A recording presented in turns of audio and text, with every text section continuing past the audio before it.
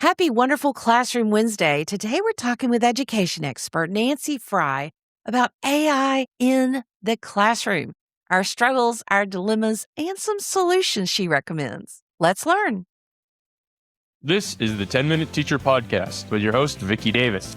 Nancy Frey is a professor in educational leadership at San Diego State and a teacher leader at Heath Sciences High and Middle College. She is a member of the International Literacy Association's Literacy Research Panel. She and her co-author, Douglas Fisher, can both be reached at fisherandfrey.com. She has co-authored with Douglas Fisher and Sal Khan in the book Teaching Students to Use AI Ethically and Responsibly. Nancy, isn't that the question of the moment right now? It sure is, Vicki, as all of us are trying to figure out what are the best ways to be able to utilize this in ways that are practical, ethical, and will assist our students in being able to learn more. I've got a big research project my ninth graders are doing on new technology. I required them to create a Google Notebook LM and to generate certain number of podcasts and record 20 sources of information, including videos. And I wanted them to demonstrate their knowledge of how to use it. But then after that, the next assignment was you're going to sit at my desk and verbally, without notes, explain this particular technology to me. And the pushback that, as I've talked about this on the show before, of the role of verbal assessment has just grown in our classroom. And I have designated at least 3 to 4 times per semester to have a one-on-one verbal interaction with my students. And it has required me to shift things. And the pushback is that's not practical in every classroom. My classroom sizes are a little smaller than some would have, but is it practical that we do have to shift assessments? Because I don't see any other way forward myself. I totally agree with you. And one of the things I was thinking about is, as you were describing that particular assignment, my guess is that wasn't an assignment that you were doing 10 years ago. Well, it was an assignment, but not how they researched. There you go. They researched totally differently. Being responsive and being able to understand it's a different landscape where a student's getting information is really important. But let me talk about the verbal aspect of that, because I think that dialogue is so essential to understanding what it is that young people know. And one of the methods for doing so is exactly what you offered. Face-to-face, we're going to have dialogue, we're going to talk with one another. And you're right, it's not necessarily practical if you've got 180 students that are on your roster that you see across the day. But there are other tools that help to accomplish those same kinds of things. I'll give one example. Google Docs, which of course has been around for quite a while, has extensions that you can add where you get to, perhaps you're reading something that a student has written, and you get to be able to ask questions verbally and have it posted right on that document. And then students have to respond back to you as well. So it's not necessarily in real time, but you can foster some dialogue that way. We can also foster dialogue by requiring students to turn in to us what was the dialogue that you had with the chatbot. I'm interested in the questions that you asked. I want to be able to see that particular transcript. It isn't always just the final product. I want to see the dialogue that goes along with it. So I'm with you on this. And coaching on prompts. I mean, you've hit on something that's so important. I really like my students to use Perplexity. I've just found that the error rate is a little bit better. A lot of times I'll have my students, they'll generate their Perplexity report and they'll go, oh, here it is.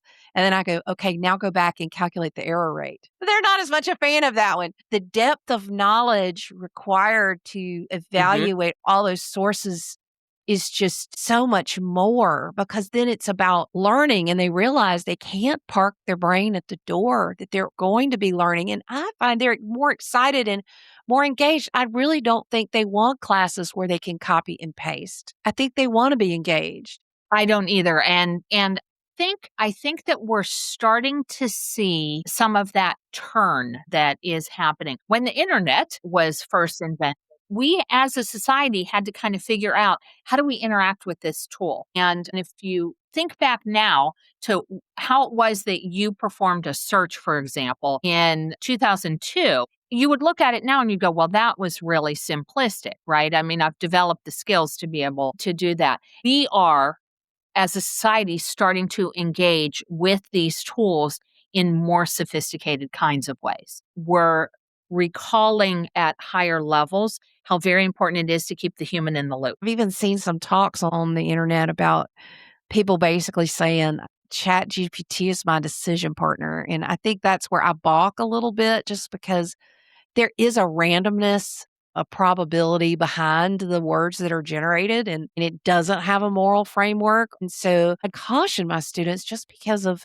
the young man that took his own life, started off using ChatGPT for homework, and it didn't correct his suicidal ideations. It was really became a suicide coach for him. And that's the part, Nancy, concerns me is the safety guardrails don't seem to be there yet with some of the major LLMs that a lot of people are using. And there certainly are terrible things that are Yeah.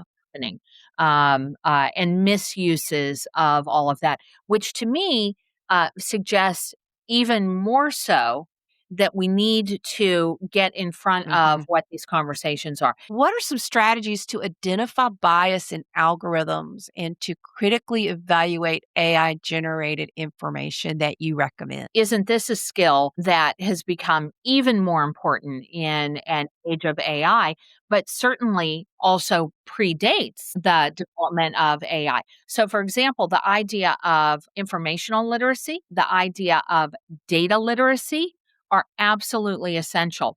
I'll use as one example, and Sam Weinberg's work with lateral reading is incredibly interesting. In other words, how do you read across documents and not just inside of a single document? Well, what we've done is we've taken that idea of lateral reading, which I think is brilliant. And now, how do you interrogate that across AI generated content? What are those questions that you can pose to that AI chatbot to be able to verify? And that's another one of those important literacy skills. How do you verify whether this information is correct or not? What are the limitations of what any AI chatbot can generate? For example, do students know that AI is not a good source whenever you're talking about like current events because the LLMs, they're not as current, they're not as up to date.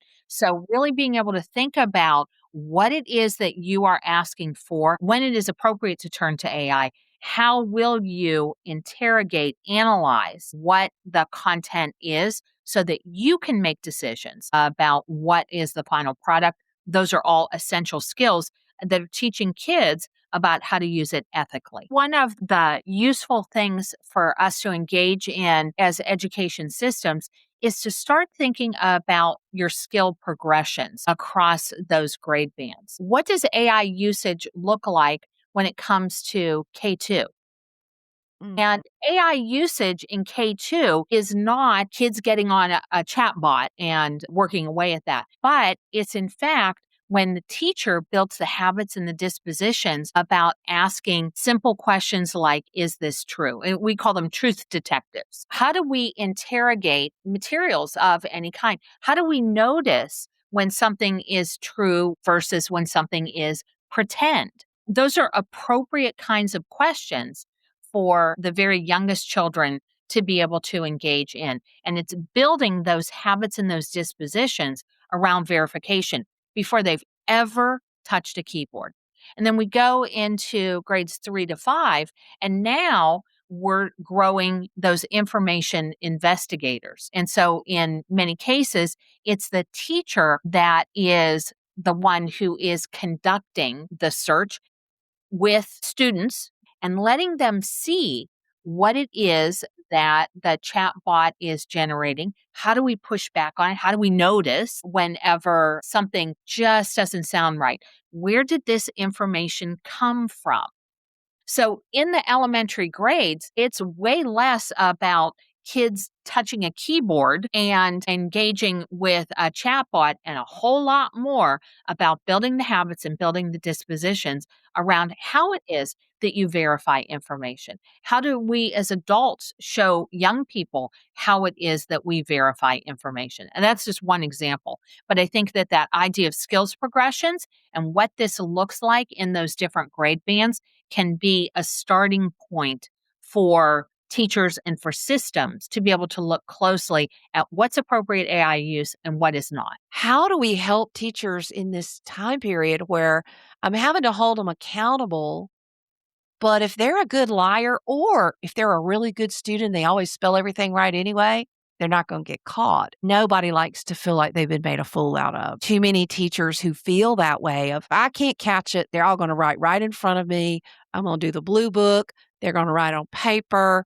And there may be times for that, but how do we grapple with this as teachers where we're not deceived? I agree with you. We do a lot of in-class writing, timed writing. You have 20 minutes. This is what the prompt is, and you're going to do it right in front of us. That is definitely one of the approaches to be able to use, for sure. But the other is, how do we think closely about how it is that we redesign some of the tasks that we're asking students to do so that they're a bit more AI resistant? And use the example of a student who says, yeah, I got everything off of Quillbot, which is definitely not a cool thing to do in any way.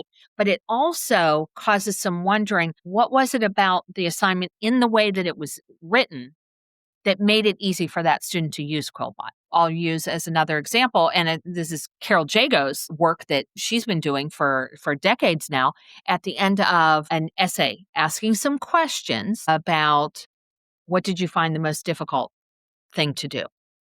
If you had more time, what would you do with this next? Asking some of those reflective questions that are not questions that a chatbot is easily going to be able to fulfill helps to be able to make sure that the young humans in front of us are present in those assignments.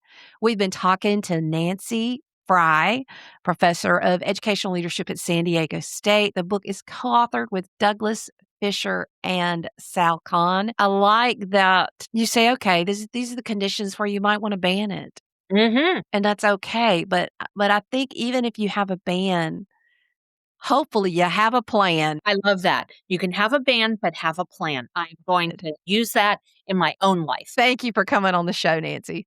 Thank you so much. Thanks for tuning in to the 10-Minute Teacher Podcast. Watch the video version of this podcast and catch my new radio and TV show, Cool Cat Teacher Talk, on YouTube and a radio or TV station near you. Join my Cool Cat Teacher Classroom Matters newsletter at coolcatteacher.com/newsletter. Leave a review if you found this helpful. See you later, educator.